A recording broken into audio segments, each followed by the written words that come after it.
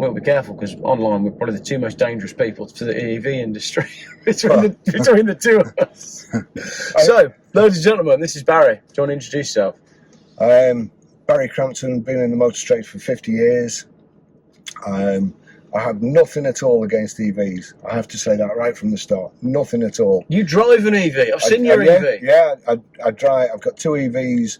I've just sold my I-Pace, but I have a Citroen Ami, which I absolutely love. It's perfect for me, just going backwards and forwards to work. Absolutely perfect. The only thing that I don't like about EVs is the damage and the lies surrounding them. You see on the internet, and you see all the EV shills saying that misinformation, and they want to educate you, but most of the misinformation is coming from them, in my opinion. Yeah. So I guess I first discovered you via Twitter and your work that you've been doing to just highlight what's been going on with EVs in general. Yeah. Bits of stuff that's going on in autotrader, bits of stuff that's going on with depreciation, MOTs. You're like your very own EV mythbuster. That's basically what I'm trying to do. When I first started in the motor trade, I started cleaning cars. That was my job, and I used to do odd jobs in the garage. And there was a girl I quite fancied, and her friend had bought a car which had failed the MOT. So as a favour, she asked me if I'd do the work on it. We got it in the garage, it needed some welding. Got it up on the ramp, go to weld it, and the inner sills were made of tinfoil and filler. Yeah. So you go to weld it, and of course and then we started pulling away, and the car was just rotten. Now, when she came, I rang her and said, look, there's nothing we can do. Absolutely nothing. It costs a fortune. When she came to pick the car up, I told her, and she was absolutely hysterical. I've never ever seen anybody cry like that. Yeah. And the reason was, she worked in the bank during the day. She had a part-time job at night in a pub. She had to get a bus home, get changed, bus to work, so she bought a car. She borrowed the money from the bank. Her mother had cancer. Her mother was having cancer treatment, and basically she was keeping the house going with her 2 jobs. She'd now bought a car that she was having to make payments on, and it was no good. Yeah. And before that, I was going to be, a salesman. I was going to make a fortune.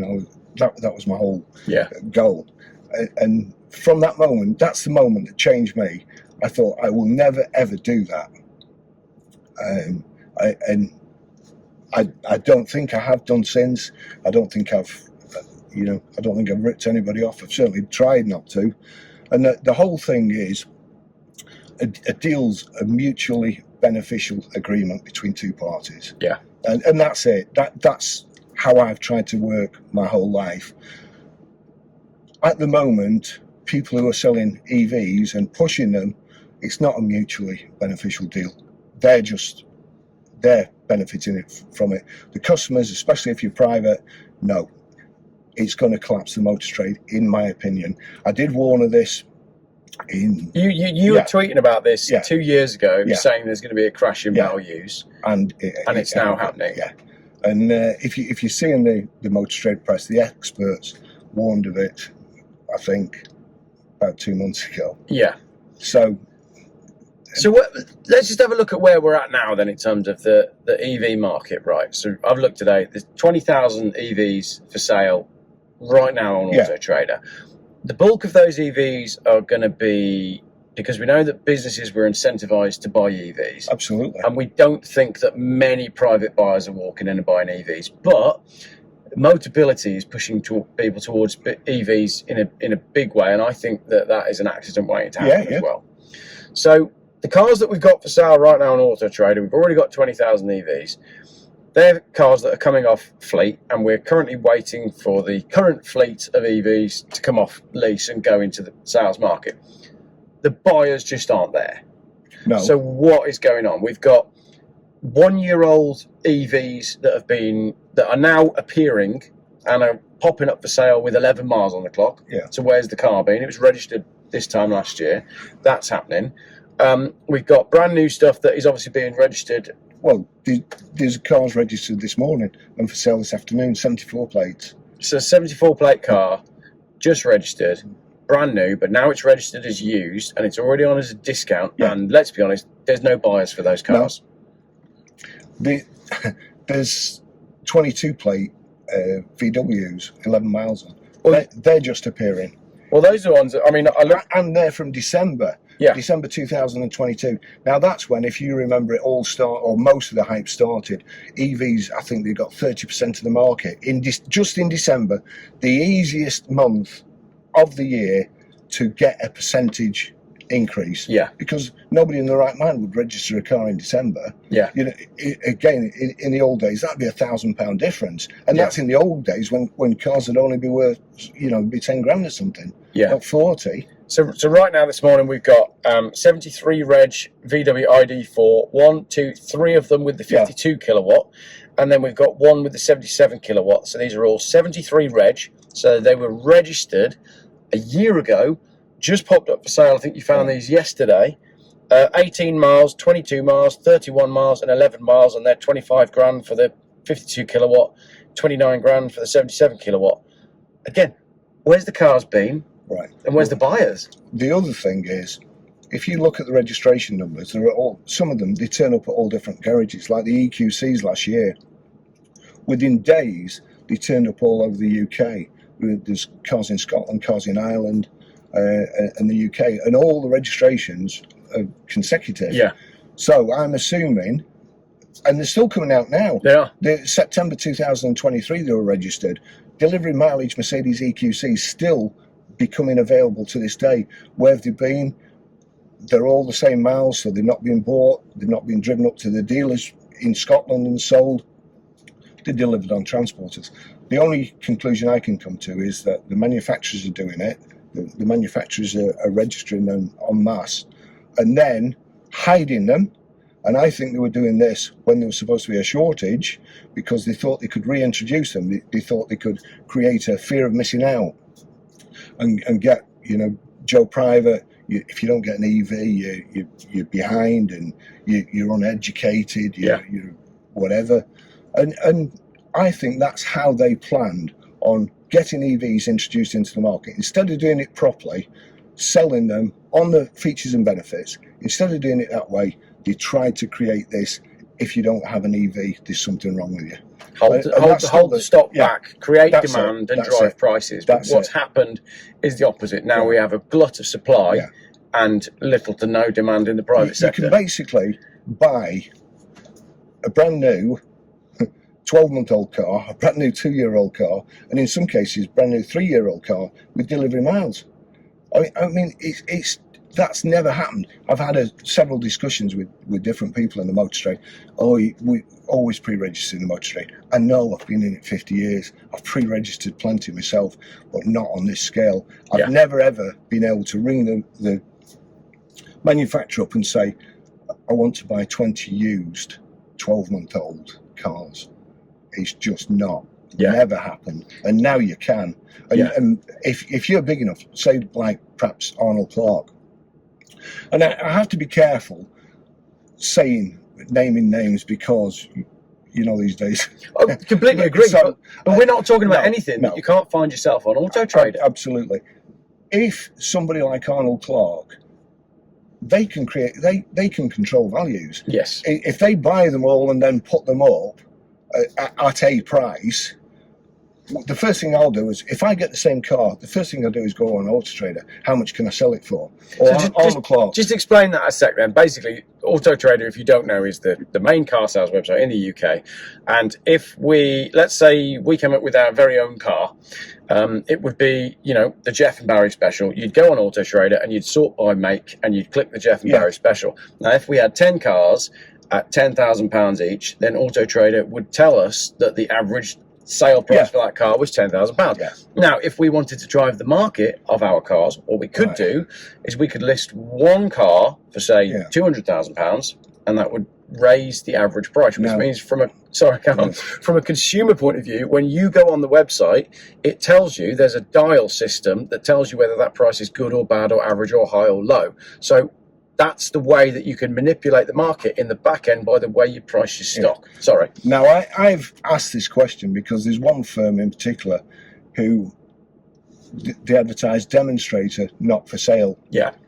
And they'll have some cars that are for sale, so they have 10 cars that are for sale, and then they'll put one at a stupid price.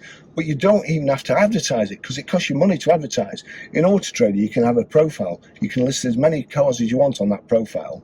This is like the back end of the trade side. Yeah. So it's the back end. You can list as many as you want on there, and they seem to be taken into account. So you go onto certain websites and they'll list 10 cars. There's Nissan Arias last year, and they were £20,000 over retail. Right. So, but then when you look, they've got one for sale. Now, as far as working the system, there was a couple of VWs, and I think one was at £77,000. And me and you have communicated for 12 months, haven't we? Yeah. Really? Yeah. Back and forth with these various things that are going on. And it just seemed to me like people are trying to manipulate price. There's one at the moment, they're advertising 8 MGs every single day and then knocking them off. They've done it every day for the last week. Not particularly high price, but they did have one that is actually for sale, but they've not knocked that on. Yeah. That's got pictures. The others, no pictures, just a kind of a placeholder. And every single day, the advertising. Now, let me tell you, advertising, it's not easy. For 8 different cars, you've got to put the reg in, the mileage, the picture and so on, upload it, and then knock it off. Now, if you knock it off, I'm assuming they're reporting it sold. Because if you don't, because there's a little box, advertise or not, all you have to do is just click the tick, but it remains in your profile, and then I can see if it's still there on Dealer Portal. If it's gone completely, then I'm assuming it's been reported sold. I have asked this question in the past, specifically asked the question. Nobody's ever answered me. So again, it's something I can't say definitely, but I can't see any other reason for people doing it. Yeah. You know, why would you knock it off every day? What's the reason? Why would you knock it off? Yeah. Once you've done the work, I mean, by definition, salespeople are lazy. You do it, leave it on. I mean, some of these adverts, they've been on for 2 years. Yeah. And you go into the description and it says, must be registered by March 2023 or something. And of course, we're at September 2024. They can't even be bothered changing the description. So we've got dealers gaming the pricing system, and then there's the other issue, which is time and time again you're finding it was Mini Coopers were going on. Yeah. Petrol 1.6 Mini Coopers that were being listed as electric. As electrics, which again makes no sense. But also there's electrics being listed as petrols now. Yeah. Came across one of those the other day, and you've got people putting it's a 2024 car, but they change it to 2022. So if you're looking for an older, it's a way of manipulating the search. Yeah.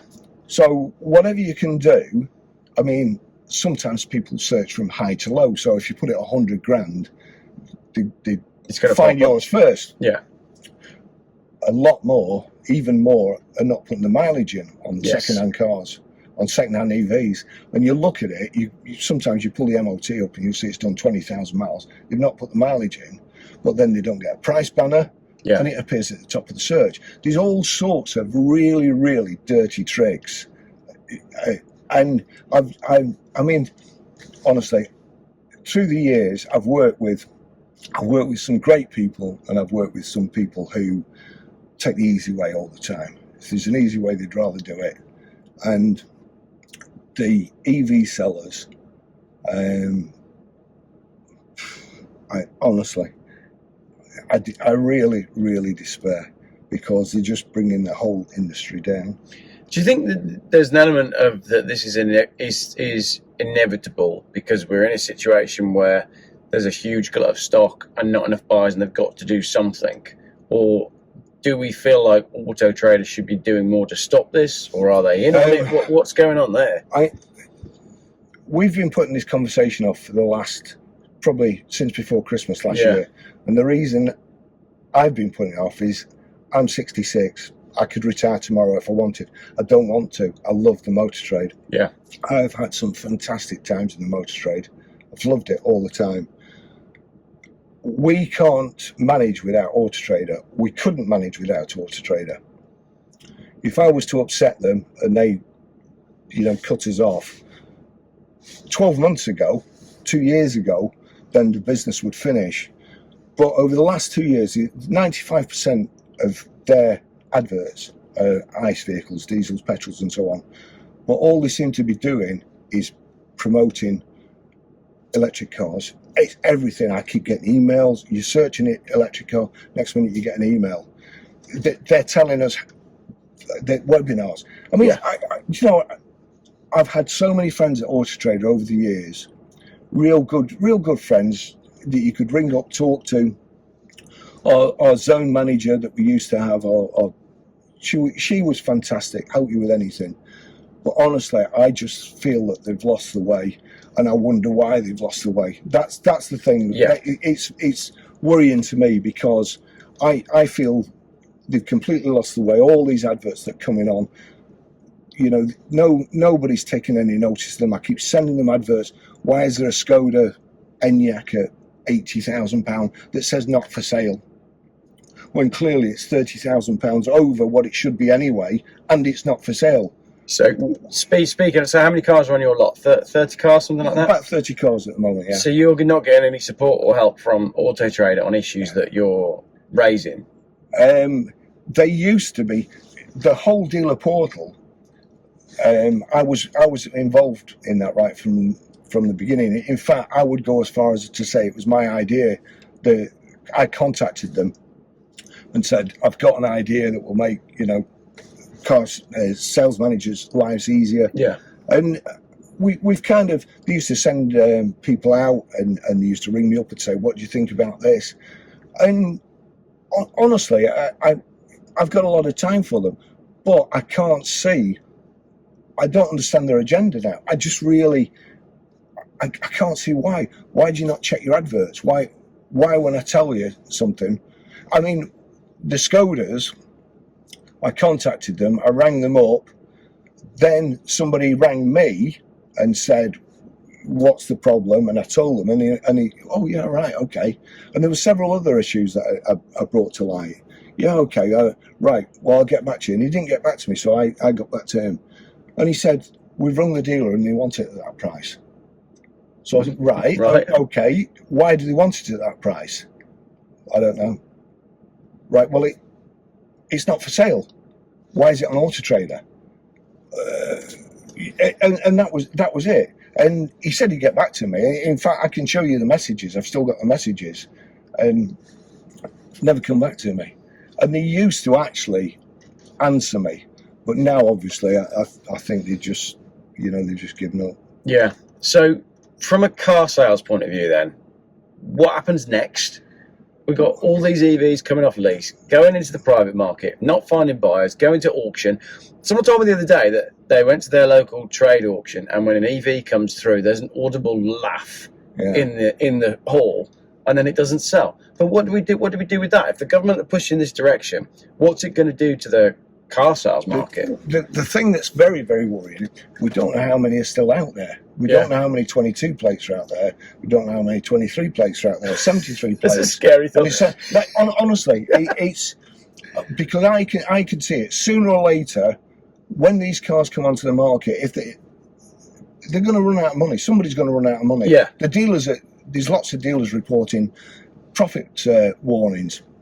And you go into it and you look why, and the difficult trading conditions. What are the difficult trading conditions? Well, the difficult trading conditions are all your money is used up with used EV stock, demonstrators, and the ones that you have to register to hit your targets. If you don't hit your targets, you don't get your bonus. And honestly, garages these days, I started work at, for not very long, it's a Ford main dealer.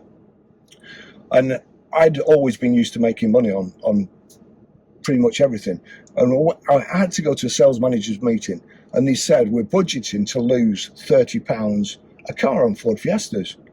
And of course, I was eager, and so lose £30. Yeah, lose £30.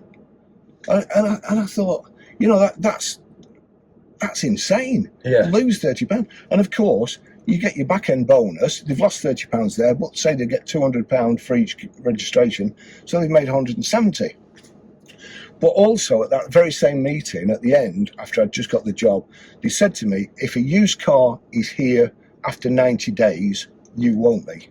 That was it. Wow. Right. So now, it was a few weeks ago, I looked at the same group and I looked at their EVs. There's some been there a year. Yeah. You know, so all that's gone out the window. All that, after 90 days, you're off. They wouldn't have any staff. They wouldn't have a sales manager. Every one of them would have gone. Well, this is the bit that I don't get, and I'm trying to do the maths in my head, right? Let's say you've got 10 EVs that have just come off lease and they go into the second-hand market and you put them up for sale and eight of them don't sell, right? Then the next year, another 10 come off lease. You've still got the 8 from the previous year. You've now got 18 EVs, and maybe 2 will sell. Yeah. Then you've got 16 EVs left. And this happens year on year on year. Like something has to break, doesn't it? Because there's too many cars. Well, you've got all the shills and the... we know who they are. They know who they are. Everybody knows their names, and they are pushing a narrative, and pushing an agenda. But you can't force second-hand buyers to buy an EV. That's the problem they're struggling with. At this moment in time, they're saying that new EVs are up, sales are up, new to 12 months old. So if you have a look at them, they register a new EV and then sell it as used. So within a month, or if the... How I'd work it, if I had a customer on a new EV, I would pre-register it, sell it them as a used, so I've got 2 units straight away. Yeah, you've sold a new one and you've sold a used straight away, so you've got two units, one on each target.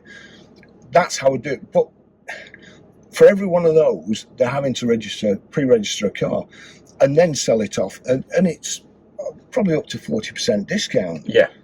You don't make 40% on a car. You know, they tried to cut it down and down and down, and eventually it was about 10%. Last time I was in the new job, you can't sell a car. You can't make 10% and not 40% off. It's just it doesn't work. But then, when you sell it as a used at 40%, what you've actually done is taken a customer that would have bought a used car, perhaps even a nice car, and you'd have made profit. So you've given a car away.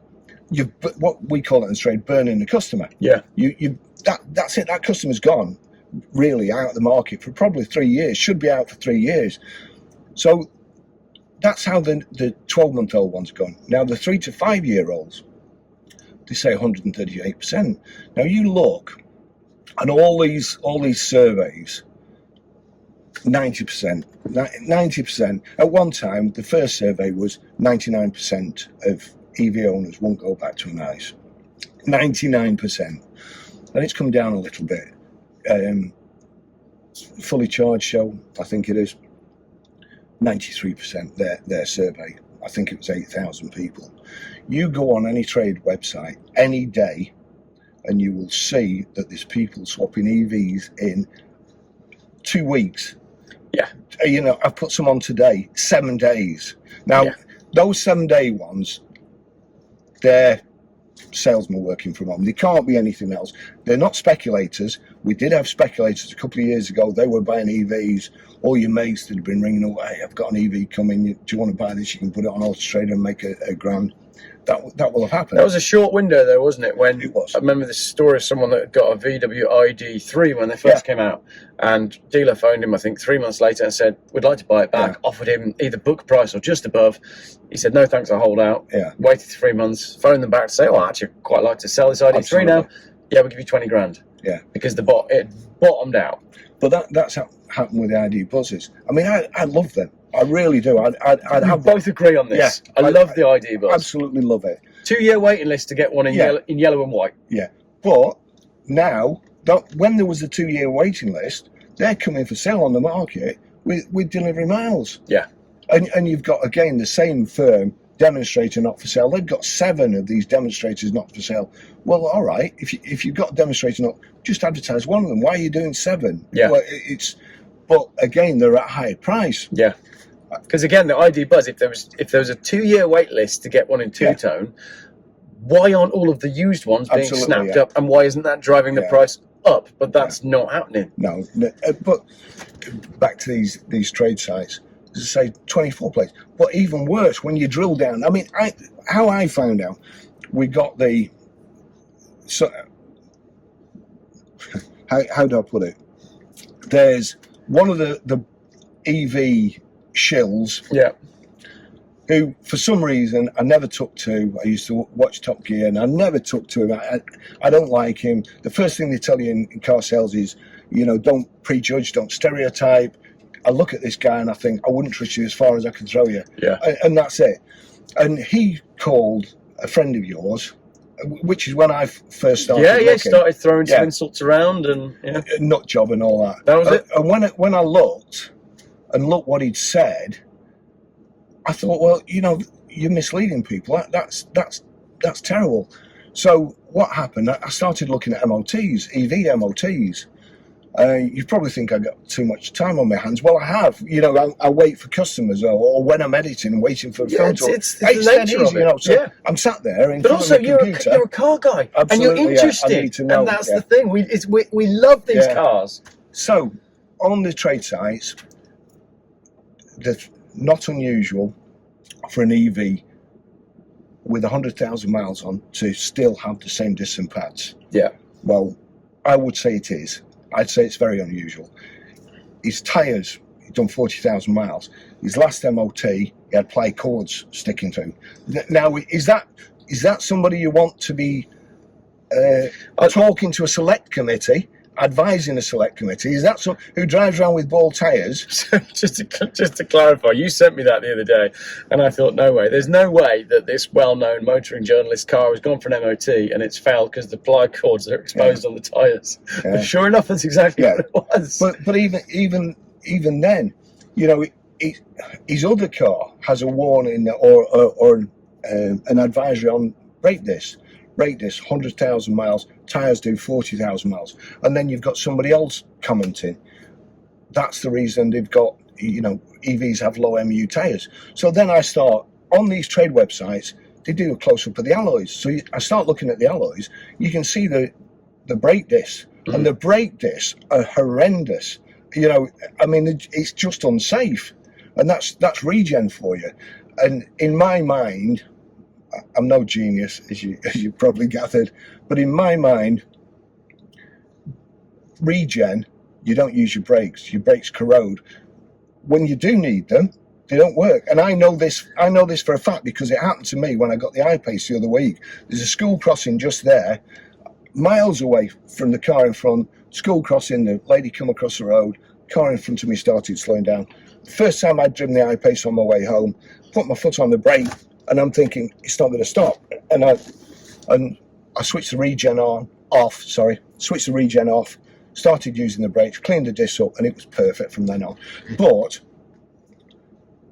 what's the difference between coasting, just taking your foot off the brake, not using any electric, or taking your foot off the brake, car braking, and it harvesting it? I didn't like it in the Tesla when I drove can't with it. see. Yeah. I would rather pay a little bit more for electricity and be able to stop and not kill somebody or smash my car up than all this. Oh, my car's got regen; it doesn't use brake pads. And then I got into another discussion with a mechanic the other week. So he's saying one thing. Well, I know for a fact because I had a business idea.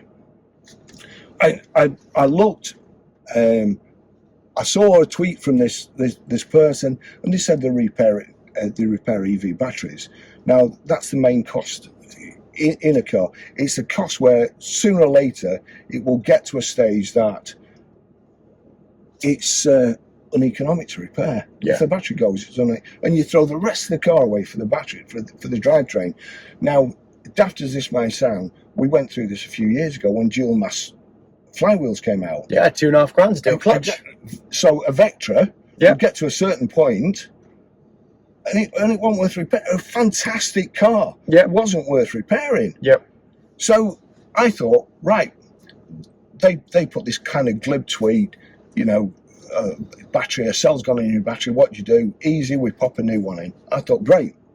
Then I thought to myself, well, if these EV batteries, if they mess about with them, if you get seawater in or anything like that, they go up, you know. So I just sent a simple tweet, how do you test the integrity of the battery? Meaning, and I thought, well, they'll do a smoke test, because there's all sorts of vehicles that have been written off, EVs written off, low mileage on, probably because of the battery integrity, because they can't say for sure whether it's been affected. So I thought, if they test them, they must do a smoke test or whatever.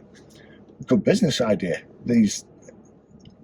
Anyway, I didn't like the way she replied to me, and it got a bit tense. There's a certain attitude that seems to go along with the pro EV people, and I don't understand it. It's very cult-like. It's very defensive.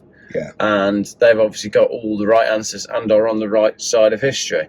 Yeah. But what they never ever fail to take into consideration is people on a budget, people that can't charge at home, because those people for EV ownership are knackered. Yeah. If you cannot have a charger at your house and your budget is £3,000, you're not having an EV. Yeah. Well, I try to be nice. I don't, to be honest, I don't succeed a whole lot. You should follow Barry on Twitter. It's the same thing. You know, you're old. I am old, but I was young. You're stupid. You're uneducated. You're a FUD. Listen, I'm at the front of technology. I've got everything. I love gadgets. So I have everything. So they couldn't be wrong. You're an EV hater. I'm not an EV hater. I sell cars. It don't matter. I sell diesels and petrols, and as we were discussing before, LPGs. I want to tell that story because you're a solution finder, aren't you? Basically, that's well. If you have a car, when I was a sales manager, I used to say, because everybody comes up with an excuse. We've got to sell this V-Class. We've got to sell this, or he won't buy it because. Right. Well, let's go through all the he won't buy it because.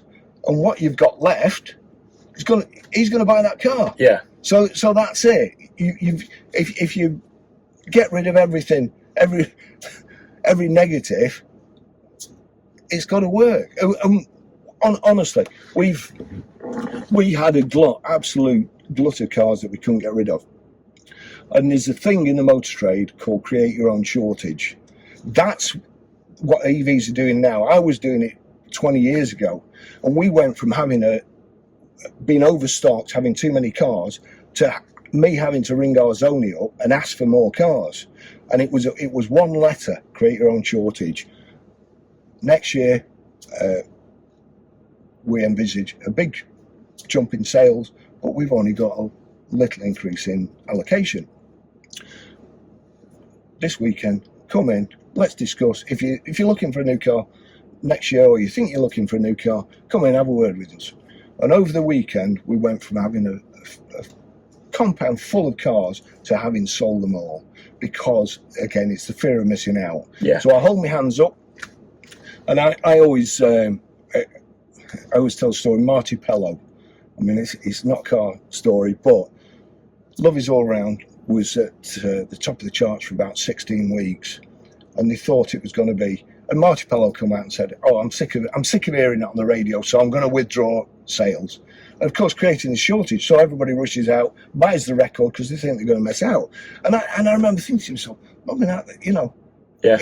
that's a pretty good technique. I can use that in cars, and it's just a personal letter. I had to learn how to word. I had to learn how to word, mail merge, and send. You wrote a letter to your customers. Yeah. In those days, that was a big deal. Now you get an email from a dealer every 5 minutes, but back then it meant something. And tell me about what happened when you had too many Jeep Cherokees that you couldn't sell because of the fuel economy. Everybody wanted automatics, but why did everybody want automatic Cherokees? Because just so much better. Yeah. Automatics just easier. Yeah. But you can only get diesels in the 2.5. What year are we talking? Like This was 1999. 99. And I'd only started there. I was offered 2 jobs on the same day, and I took this one first, and I actually loved it. We'd got a problem. We'd got these Jeep Cherokee 4-litre automatics, which we couldn't sell. So I got there. There was few cars to sell except for these Cherokees. How can you sell them? People want automatics. They don't want to be paying petrol prices. Those automatic petrol Cherokees were notoriously thirsty, weren't they? Crikey, yeah. Because they're American cars. Yeah, they were horrendous. So I started researching LPGs, and I found I could get the LPG kit. It could be converted for 1,700 quid. So I persuaded. Well, it was quite funny actually, because I just went there. I had been sales manager. I'd had enough of everything. I just wanted to be able to go home at night and do what I wanted to do, rather than worry about everything and scheme and plan how we could sell our allocation. I just wanted to look after myself. So I took a step back, a step down, went as a salesman to this really good place. And I went to the sales manager with this idea. And of course, he went to the big boss. It was his idea now. Yeah. It was his idea. Yeah. So, and then he came back to me and said, right, arrange it, get it done. So we got this done. And then we got about 8. So we got 1 done. Yeah. We put an advert in, LPG conversion and so on. And I think, crikey, I'm just trying to remember how much LPG was then. It was about 20p a litre. It was about 20p, yeah. Yeah, so it was really cheap. And you had 4-litre power. Again, there was problems with LPG. It would only go like 75% as far as a petrol would. So it didn't convert, entirely. But it was still a lot more significantly cheaper to run, yeah. So we put 1 advert in and then sold basically all of them and then got them converted. And within a few weeks, the whole group, we were all doing it.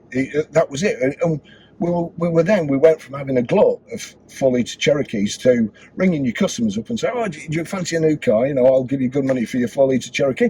So by solving that problem on used, being stuck and constipated with flipping 4 litres, we then had an excuse to sell, because we could sell them a new car or give them more. Whereas before somebody come, you didn't want it. Yeah. So that's it. You've got to find a solution. Getting onto these boys, I really, really am not an EV hater. Yeah. It doesn't matter. We're struggling for the cars we are. It's really hard at the moment trying to find good used stock. Yeah. There's any amount of EVs I can go and buy, any amount. Yeah. As many as I want. There's a lady, an EV expert, let's put it that way, saying they're giving over a book. Everything's going for over a book. Well, it's not. No. That's just not true. This is where you have a feeling that the book value on these cars is being manipulated as well. Absolutely. Because people are basically saying that EVs are going for over book. No, that's the right way around, isn't it? EVs are selling for over the book value, and petrol and diesel are selling for under the book value. What's happened now is EVs have come up a little bit. ICE cars have come down. ICE, we're paying $2,000 over for Range Rovers at the moment. It's not just us. Yeah. We're missing out on them, But yesterday, for instance, we bid on an I-Pace. It was 1,400 quid behind book. Needed tyres and discs, of course. Yeah. So we'd allowed for that. But they're not going for over cap. It's just not true. I can show you when we get back. I can show you BCA. Buy it now. Now, these are all traders, and British Car Options, buy it now is not going to be behind cap if they're going for over cap, are they? No. BCA aren't stupid, and the dealer's not stupid. So, but that's what's happening. There's loads behind. You go on CarWow, and what people are asking, and these are going to the trade, EVs going to the trade, what people are asking and what dealers are bidding, and then they put the cap price. Now, usually the private's asking more, then you've got cap price, then you've got what the deal, and it just bears no significance against the cap, and all these shills again. I don't know what to call them really. I don't know what a good word for them is, because we need a better word for them, because it's not shills, because not all of them are paid. Do you know what I mean? Some people are just absolutely. Yeah, there are some cultists, cult members and cult preachers. Some of them are paid. We know some of them are paid. But some of the private people, they're like worshippers. They really are. I've never seen anything like it before. People really tie their identity up with their EV, don't they? It's quite odd. Yeah. It's quite odd. Again, I've been going to classic car shows for years, and you go and somebody will have an American car or an Italian one or petrol or diesel, and you'll talk to them, and they'll talk to you all right. I've never had anybody say to me, you know, there goes one. Try again. As we're getting hot in here, that was a GoPro dying. So I've had my phone's filled up. One of your GoPros is dying. And I wouldn't mind. We've probably only scratched the surface. I know this is the thing. I'm finding it hard to get everything across that we want to get across, because it's a long conversation. Yeah, it is. The other thing on my notes is, after we've done LPG converted Jeeps, is why isn't the industry standing up for itself? Because where I think I get to with it is, if we've got all these EVs coming into the market, new ones every year that are not selling, right, what will happen is dealers will go bust because they've got stock sitting around that isn't selling. Yeah. I honestly, I don't know. I know a couple of garages are finding it hard, but what I've heard recently is you can buy used pre-registered EVs off the manufacturers at knockdown prices, and they are making money on that. We've had 2 I-Paces in the last few weeks, and they've flown out, but they're so cheap, they're a no-brainer. Yeah, they're absolutely, you know, if it suits your needs, it's a no-brainer. It's fantastic. If you can charge from home, it's a no-brainer. It's like 200 miles to the gallon or equivalent. And this comes on to my next question, which is, are there any EVs that are a good buy? And for some people, they will be, because they're that cheap. Honestly, there's loads that are, if it suits your needs, if you can charge from home. It's fantastic. But now, because they are a no-brainer, I mean, you're not going to get it all your own way. Don't forget, there's 5% EVs, if that, on autotrader. 95% of the others are ICE vehicles. If you think that the people who are selling ICE vehicles are just going to sit back and go, oh, well, EVs are a no-brainer. And this happened at the end of last year, as we were talking about before. There was a realignment then. EVs had dropped so much. What should have happened, and this, if EVs were to be sold properly, features and benefits to people who wanted them, no buyer's remorse, no lies about 100,000 miles and 40,000 tyres and cheap to run and so on, unintended consequences, get a free holiday, all that. Yeah. Rubbish. If they were sold properly, then EVs should start to come up.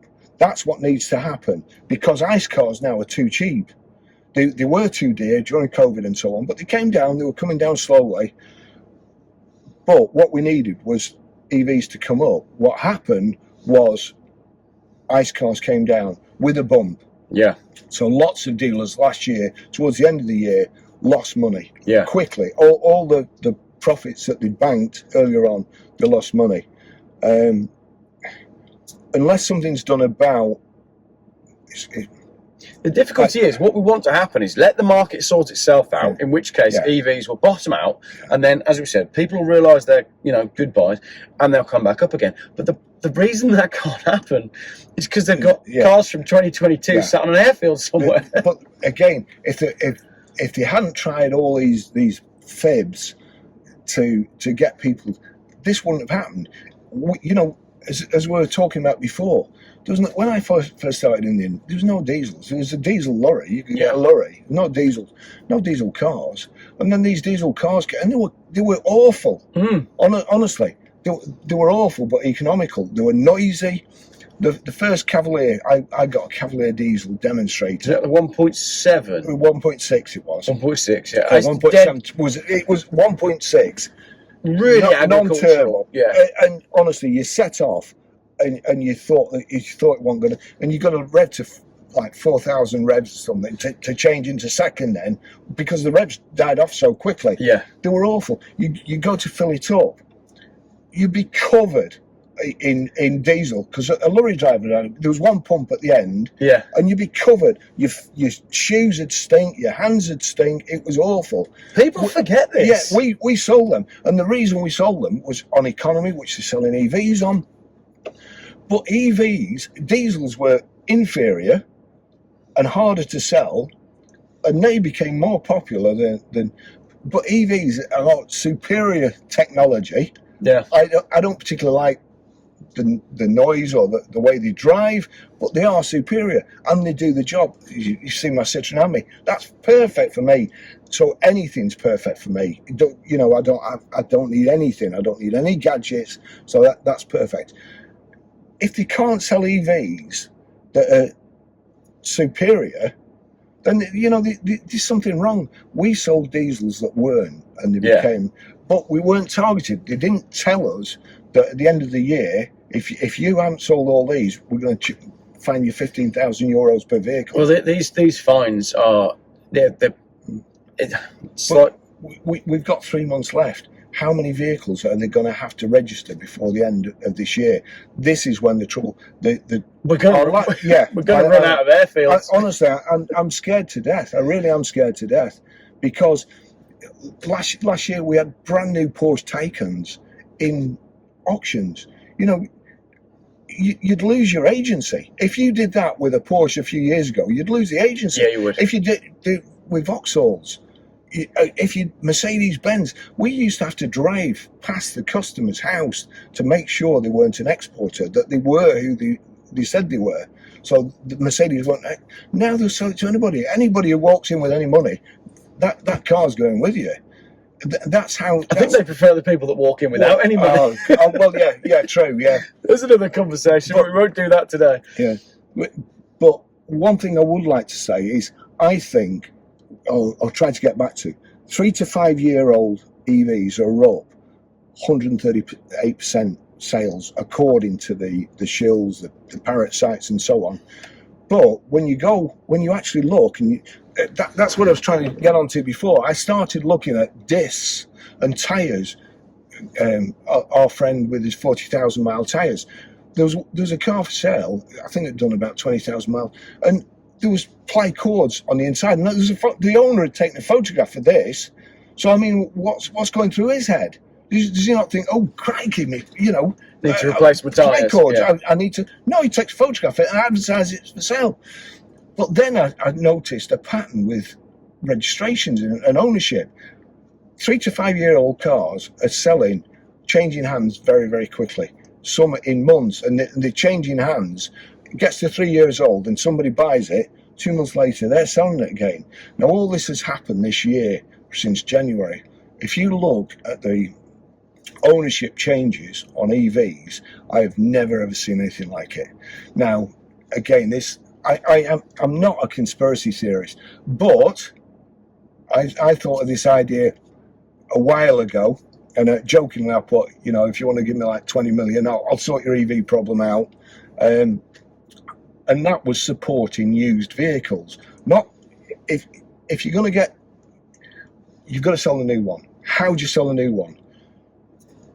You've got to get rid of the used one. You've got to make it attractive enough for somebody to get rid of his used one, so he's going to buy a new one.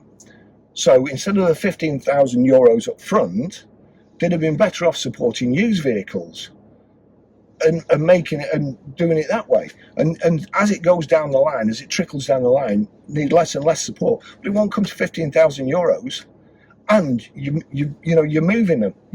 The new cars are selling, the used cars are selling, but these 3 to 5 years old, some of them have changed hands 3 times in 6 months. That's not right.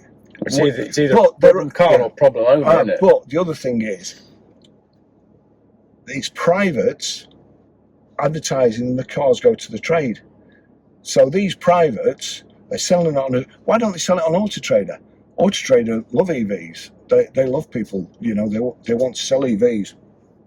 Why aren't they selling it on autotrader? Because they make more money. Because they only get trade or less than trade on the trade sites. So why are all these privates that have only had the cars a few months, who are going to lose money, why are they selling them on the trade sites? It just don't make sense to me. Yeah. I mean, perhaps somebody can tell me. And the hate that talking about EVs generates, somebody will tell, and probably nastily. Yeah. But Yeah. you know, I'm just asking the question, which is what I try to do. Instead of stating the obvious, I try to make people use their own brain and, you know, do me pop quizzes of why do you think this? Well, what's the answer to that? So they use their own brain, and I'm not telling them, so that, you know, the penny drops, hopefully. And that guy I was talking to the other day, we educate them. You know, I honestly, nothing winds me up more than, because I know all about it. I'm an expert. I'm going to educate you. Yeah. You've so that winds me up. I mean, honestly, I really hope I don't come across as a I don't know, a bitter, angry old man. Well, yeah. Do you know what? I think, like, I'm not. We come at it from the same position, and it's because we love this industry, we love our cars, we love what we do, and we can see that this EV thing it puts our hobby, passion, life, employment, everything, it puts that at risk by the very nature of what they're trying to do with it. And that's where I come out with it. I don't hate EVs. If you want to have an EV, if they work for you, absolutely fine.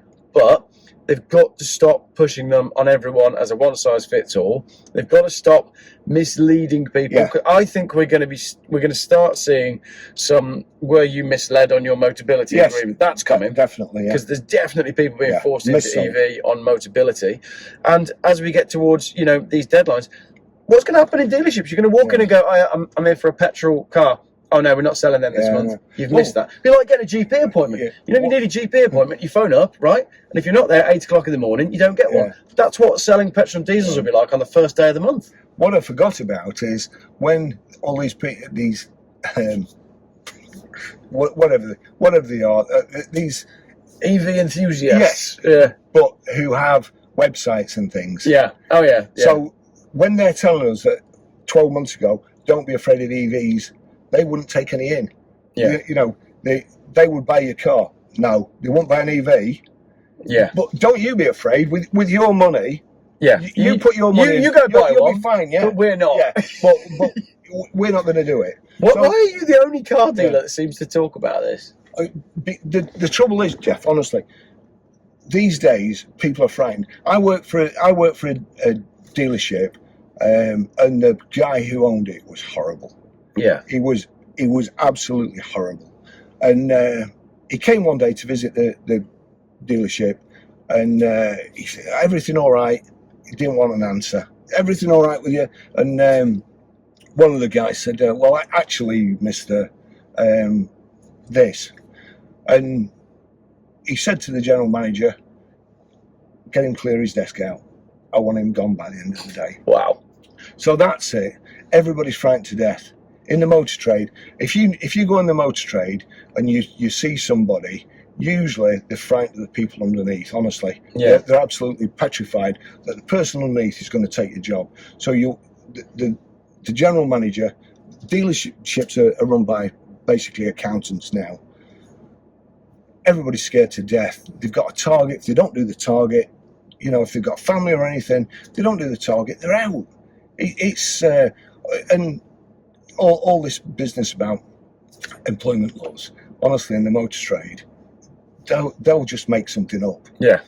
To fire you, they'll make it up. And there was some chap on Car Dealer a few months ago, and I read it and I laughed. In fact, I put something afterwards because I checked. He was one of the things they fired him for. That's right. 3 down, 1 to go. 2 down, 1 to go. One of the things they fired him for was having a funny colour car in stock, taking it in. And I looked in, they've got about 6, 7 dealerships, and I looked in the others, and they got the same colour. They all had them. And he'd had it in stock too long. And of course, you go on autotrader with a certain app, you can see how cars. And if I'd been his solicitor, I'd have told them a new one, honestly. And so they just made up. His face didn't fit, Yeah. and they fired him. And that's so everybody's frightened. They've got to do what they've got to do. Yeah. That's and I feel sorry for them. Everybody's frightened to death. And the other thing, I mean, oh, crikey, honestly, I went to a Mercedes meeting years ago, and we were all in this big auditorium. Mercedes had done this promotion. And we were ringing, it was prospecting. We had to ring the customers up at night, trying to sell new cars. And you'd ring up, and they'd done it at the motor show. It was a free gift or something. They'd done it at the motor show, and you'd ring up, and could I speak to Jeffrey, please? Who is it? It's Barry at the Mercedes dealer. What do you want him for? Well, he's filled in an application about a new Mercedes. He's upstairs doing his homework. That would have been me at the motor show. So, honestly, but that was it. He's upstairs doing his homework, and I was sales manager then. So the lad came to me, these leads are useless. You're just wasting our time. So I took them home, and I started ringing from home at night because I hadn't got any time during the day, and they were right.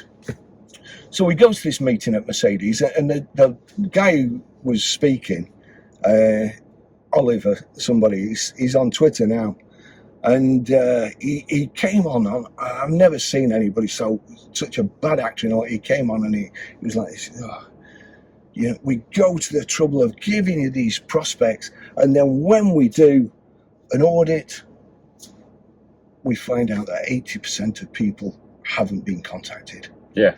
And he's like this, and he went, why?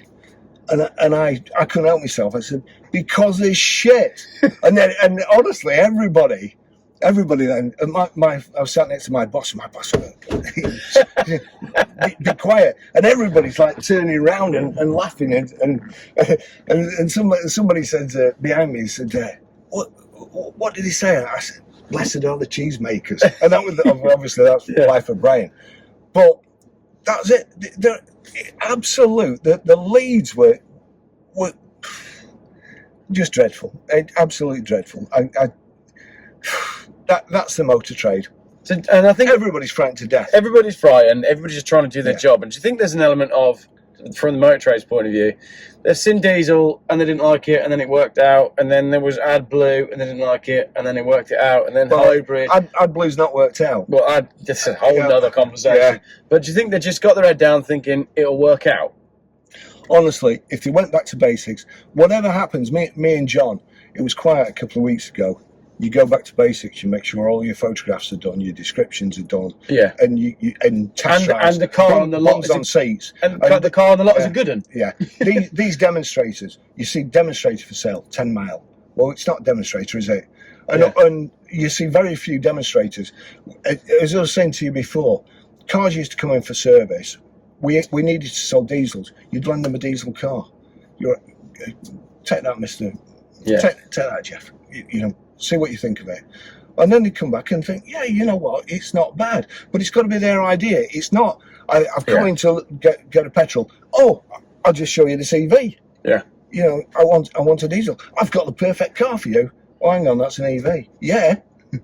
But, 12 months ago, the dealers were trying to sell new EVs, but they wouldn't take your EV in. Yeah. There's a local firm, and I'm good friends with the sales manager.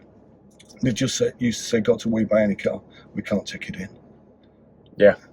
So, lots more to come on the EV thing. If that's the state where, how can you expect to sell a new one when you're not going to take the old one in? Yeah. Seems like we've got a few more videos to make about. Well, I run off, and I know I do. I love this job, and the problem is I don't want to retire. I'm 66. I don't want to retire. I come in every day. Me and John have a laugh. We have a laugh on. I have a laugh on Twitter. You're good fun on Twitter. I've enjoyed following you for the last year or so. Yeah, definitely. Yeah, I don't want to retire, but it's going to get to a stage where, at the end of this year, if things don't change very, very quickly, there will be some catastrophic losses in the motor trade. Yeah.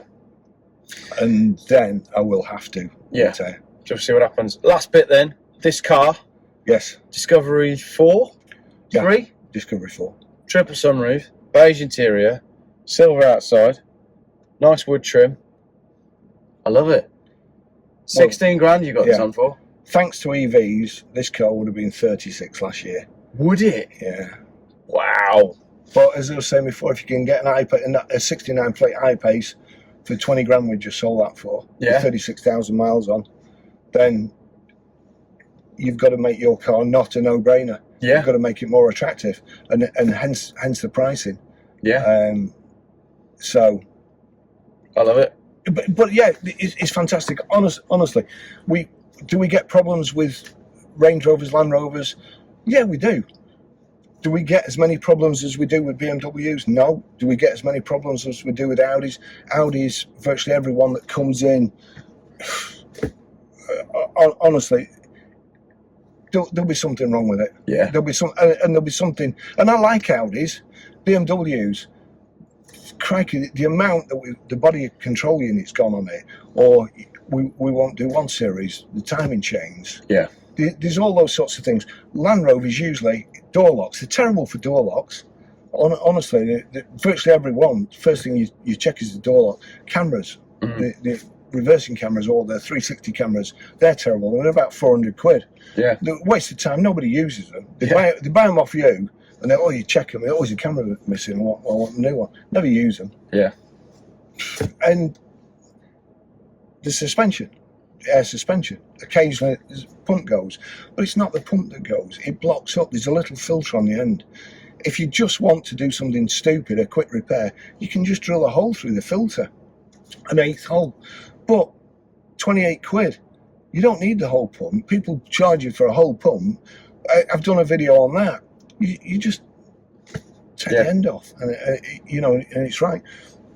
We've had one catastrophic. Easy for me to say.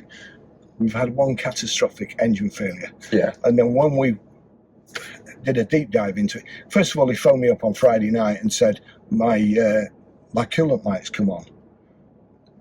Because Friday night, wants to get home, worker carried on, fried the engine. Said he didn't, but these days with your diagnostic machine, you can see when the light came on. Yeah. With the first, so when you go and check it, so it wasn't that. There are problems, and I believe the problem are on the crankshaft, the soft metal bearings. On most of the bearings, there's a little tag which goes into a slot and stops the bearings turning around because there's a hole for the oil way, and for reasons best known unto themselves, there's no little tag on these. They're just so. Consequently, if the bearing turns round enough, then it blocks the oil way, and then if it's the front, the crank's turning at a different speed or dragging, and it snaps the crankshaft. Touch wood, we've had nothing like that. We've had nothing major. Really, we've had a few niggling things. We've had a few air pumps. We've had a few airbags. Yeah. But honestly, that kind of X6s,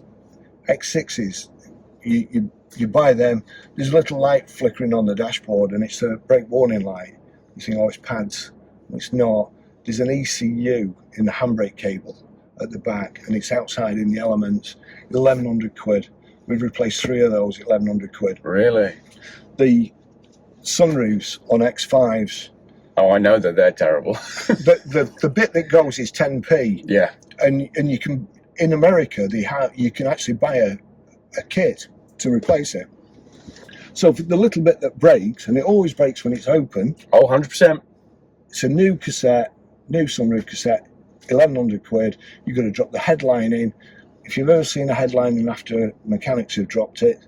Oh, yeah. Because they're always this colour. Yeah, absolutely. Yeah. So, and the amount that, I mean, we stopped buying them, to be honest. We stopped buying them to sell.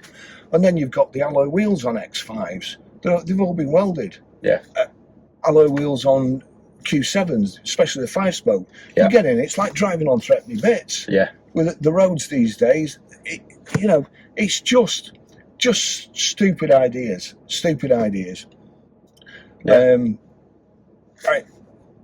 I don't know. Things have been invented that didn't need inventing. Yeah, that's what I've been saying on my YouTube channel for 3 years. We didn't need it. Yeah, we're going backwards. Yeah, we're going backwards in the motor trade, making it harder for everybody. Yeah. So have you got any classic cars put away? Is there anything you've bought in your years in the motor trade? Do you know what? No. When I started in the motor trade, everybody told me I'd be dead by the time I was 30. Right.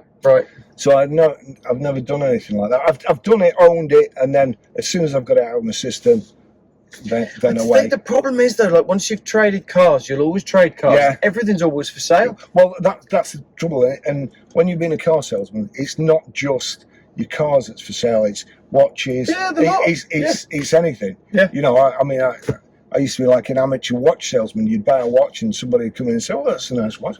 Yeah. Do you want to buy?" That's the way it was. The thrill of the sell, isn't it? Yeah. In the old days, it was fantastic. We used to take speedboats in. I mean, we were paid for a guy who owned a laundrette. We were paid for a 2.5 grand Ford Granada in 10p's. Yeah, brilliant. Motorhomes. Krugerrands, you know, just anything. Because in those days, you'd have a deal. You'd have a word with the manager, and you'd work out the numbers, and you'd go, "Yeah, that can work." Yeah. But today, none of that happens. No, it's just money. Boring. It's just money, isn't it? Yeah. It's just money. I thought he was going to say just mundane. Well, it probably, it is. No, but not at least on your side. You're still selling the older stuff that's still interesting. But I mean, imagine sitting in a Ford dealership right now. You can't sell the Fiesta. The Focus is gone. There's no Mondeo. No. Which size EV do you want? The 5-door, the 5-door, or the 5-door? I know. Shocking, isn't it? Yeah, it is. Best-selling car in Europe right now is the Dacia Duster, and Ford have axed the Fiesta. Yeah. What are they doing? Nuts. Well, conversation for another day, right? That's the other thing. EVs are going on about EV sales going up 18%, and just the Ford Fiesta has outsold EVs by hundreds of thousands or something. Yeah. You know, that's it.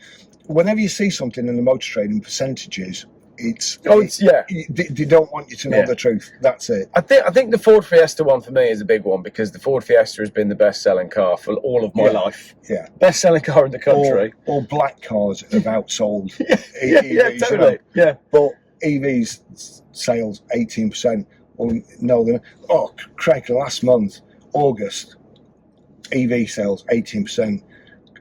You've seen how many Fiats that were registered on the last day, or Abarths that were registered on the last day of August, and that's just Abarths. Yeah. All the rest haven't come out yet. Yeah. And the other side of that is on EV sales, they were saying, I did the numbers for August, and they were saying petrol and diesel sales are down, and you do the numbers, and they were down by, I think it was 5,000. So then you go, oh, well, EV must be up by 5,000 then, and EV wasn't. EV's up by 2,000. So 3,000 customers have gone and bought hybrids, which nobody talks about. But the other thing is, if there was 100% before in the motor trade, it's now 110%, because those are just floaters. They're not being sold. Yeah, that's right. You know, they're just there. Yeah. So they're not new cars. They're effectively selling used new EVs. But mortgaging the motor trade's future. That's right. So if you have a large storage yard somewhere, then get in touch with us, because we know some manufacturers that need to store some EVs for at least a year. Absolutely, airfields. Yeah, and you'll just see them, but you'll see them coming out, and they all seem they don't even do it cleverly. You know, they could just mix them up. But when they get dropped on in big batches, don't they? And then they're all advertised on autotrader. Yeah. And they all come up and they're all over the place, and all the registration numbers are consecutive. And there's one up in Scotland, one in Ireland, one in Dorset, you know, and they're all the same. So there is a way. I'd say the only people that are making money out of EVs are autotrader and the people who make these green cloths, because everything you see on EVs, it's not actual car. It's something with a green cloth. Stock image with a green cloth on it. Yeah. But with the good thing with Dealer Portal is there is a way of finding out the registration, which is what I've done with those MGs. Yeah. And those MGs that have been advertised every day and sold supposedly, they're the same registration numbers. Because you saw that tweet. I predict tomorrow these cars will be advertised, and sure enough they were. Yeah. And that's it. Brilliant. Well, we'll keep an eye on it. You can follow Barry on Twitter and on YouTube. And if you want to buy a lovely Land Rover, then get in touch with Barry. Yeah. I'll put the link in the description. ggcars.co.uk. There you go. Check it out. Thank you very much. Brilliant. I'm Thanks for sorry your if I've ranted. No, I think it was good. I think the problem is people are going to watch this video and they'll watch all the way to the end, and then they'll have wanted more. Because we'll have to do that again, because I bet you got some stories from selling cars back in the day. Goodness me. But let's not start now, because we'll keep going again. Thank you, everybody. Bye-bye.